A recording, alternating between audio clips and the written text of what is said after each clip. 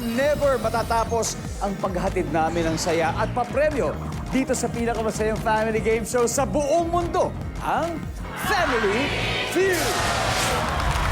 Winner sa summer ang episode natin ngayon dahil naglalaro sina Miguel Tan Felix at si Isabel Ortega kasama ang kani-kanilang pamilya.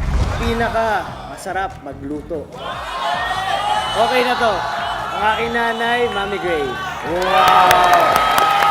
Pag aalis ng bahay ang anak na teenager, madalas na reminder or paalala ng magulang. Dala ka ng baon? Like pandesal, gano'n? Pera? Pinaka-talented at pinaka-charming na mga batang celebrities ang maglalaro ngayon. Name a place o lugar na laging maraming tao. Sa bahay po. Ilang bahay ang bibili mo sa 1 million? Madami po, madami. Ay, isa lang. Akala ko dollars kasi.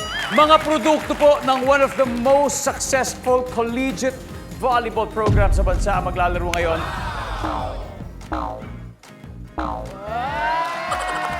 Hanip, nakakakapa pala yun. Mga pantasya sa online streaming at mga barakong rumarampa sa pageants ang makakasama po natin today. Anong meron ang kalabaw na ipinagpapasalamat mong wala ka? Gatas! Gatas! Family Feud, 5:40 p.m. Dati sikat pa yung mga restaurant na laging pinupunta ng mga bata. Iba na yata kasi ngayon po ang generation eh.